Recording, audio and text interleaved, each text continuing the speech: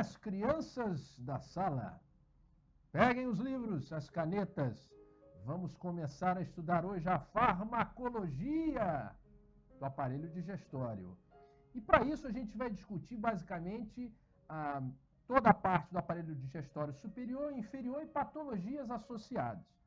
É claro que a gente, quando começa a discutir sobre o aparelho digestório, a gente precisa fazer algumas revisões de anatomia, de fisiologia, de histologia, que vão nos remeter claramente ao uso dos fármacos e ao mecanismo de ação desses fármacos. Então, para isso, a gente começa com uma revisão de anatomofisiologia, tá? Quando a gente relembra da anatomia do estômago, nós sabemos que o estômago é dividido em 3 partes, anatomicamente falando. Uma parte proximal, que é descrita com o nome de fundo gástrico, e juntamente ao fundo gástrico há uma porção da interseção entre o final do esôfago e o início do estômago, que chama-se cárdia. Então, a cárdia e o fundo são a porção proximal, o terço proximal do estômago. A porção medial, o terço medial, o terço intermediário do estômago, é classificado como fundo gástrico. E a porção mais distal é classificada como o antro e composta ainda de uma região de epitélio especial, conhecida como piloro. Daí alguns autores a chamarem essa região de antropilórica. O estômago ainda tem, como a gente pode ver, uma curvatura menor à direita, a menor curvatura, que é aí que acontece, por exemplo, as principais... é onde vai acometer principalmente as úlceras gástricas, vai ser na pequena curvatura, e uma região maior, uma curvatura maior à esquerda, que é a grande curvatura. Tá?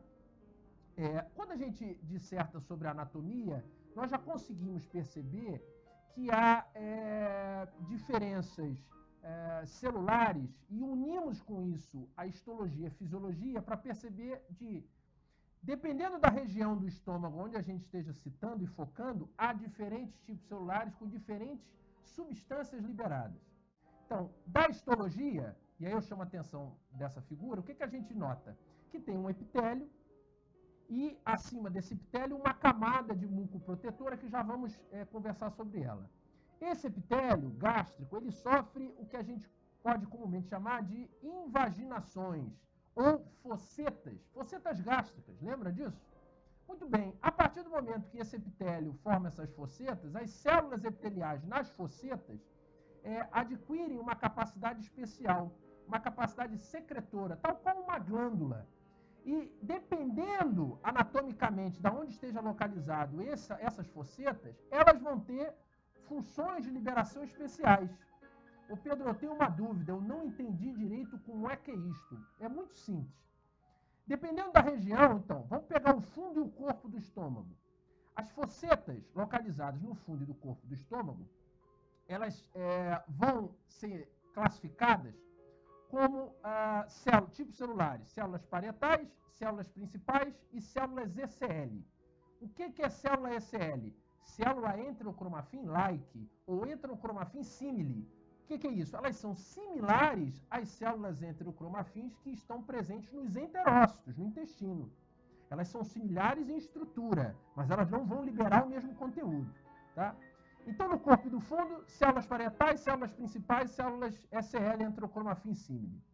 As células parietais são as que vão ter um destaque principal quando a gente falar de farmacologia do tratamento das úlceras pépticas. Tá certo? Que é o nosso próximo passo a discutir. Nas células parietais, nós temos a produção ácida no estômago e também a produção de fator intrínseco. Lembram da função do fator intrínseco? Sim, exatamente. O fator intrínseco era importante para a absorção no final do intestino delgado de vitamina B12. Lembram disso? Exatamente. Nós temos ainda as células principais. Lembram da fisiologia?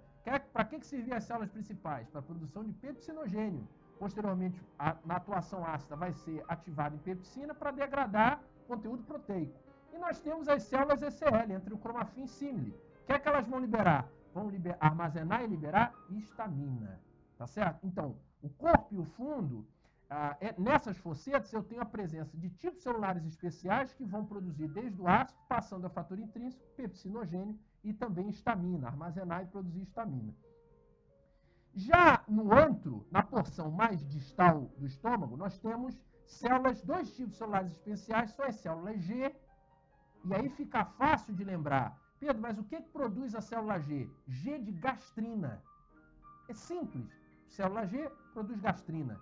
Gastrina é a principal substância, é um hormônio fundamental para a produção ácida nas células parietais do corpo e do fundo.